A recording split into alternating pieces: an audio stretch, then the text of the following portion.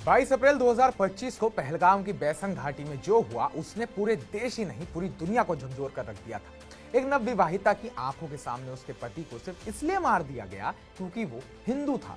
आतंकियों ने उसे जिंदा छोड़ते हुए कहा, जाकर अपने पीएम मोदी को बता देना। आज 7 मई को उसी बात का जवाब प्रधानमंत्री मोदी ने दे दिया है।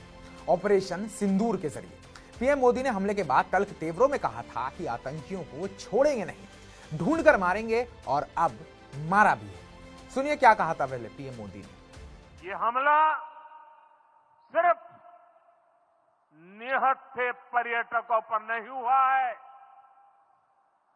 देश के दुश्मनों ने भारत की आत्मा पर हमला करने का दुस्साहस किया है। मैं बहुत स्पष्ट शब्दों में कहना चाहता हूं, जिन्होंने ये हमला किया है, उन आतंकियों को और इस हमले की साजिश रचने वालों को उनकी कल्पना से भी बड़ी सजा मिलेगी।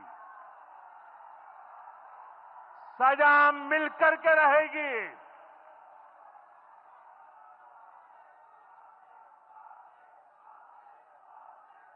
अब आतंकियों की बची खुची जमीन को भी मिट्टी में मिलाने का समय आ गया है। अब आपको बताते हैं क्या है ऑपरेशन सिंदूर। भारतीय सेना का यह खास और सीक्रेट मिशन था जिसका लक्ष्य था पाकिस्तान और पीओके यानी कि पाक अधिकृत कश्मीर में मौजूद आतंकी ठिकानों को निस्तानाबूद करना। इस ऑपरेशन को रात 1:44 बजे अंजाम दिया गया और 9 बड़े आतंकी अड्डों को निशाना बनाया गया। अब आपको बताते हैं वो कौन कौन से आतंकी ठिकाने थे जिनको निशाना बनाया गया। सरकार द्वारा जारी की गई लिस्ट के मुताबिक ये 9 आतंकी ठिकाने तबाह किए गए हैं। मरकज जुबान अल्लाह भवालपुर, जैश ए मोहम्मद का ठिकाना, मरकज तैयबा मुरीद के, लश्कर तैयबा का ठिकाना, सर्जल तेहरा कला, जैश ए मोहम्मद का ठिकाना, महमूद जोया सियालकोट हिजबुल मुजाहिदीन का ठिकाना, मरकज अहले हदीस बरनालाल लश्कर का ठिकाना, मरकज अब्बास कोटली जैश का ठिकाना, मस्कर राहिल शाहिद कोटली ये हिजबुल का ठिकाना है, शवाई नाला कैम्प मुजफ्फराबाद ये लश्कर का ठिकाना है, और आखिरी सैदाना बिलाल कैम्प मुजफ्फराबाद जो कि जैश का ठिकाना है।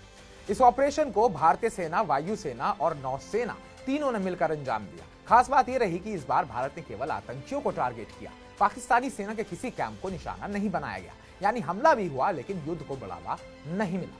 पीएम नरेंद्र मोदी इस पूरे ऑपरेशन की रात भर निगरानी करते रहे। रिपोर्ट्स के अनुसार ऑपरेशन सिंदूर के दौरान पीएम मोदी खुद रिपोर्ट्स ले रहे थे और एक एक कदम पर नजर बनाए हुए थे।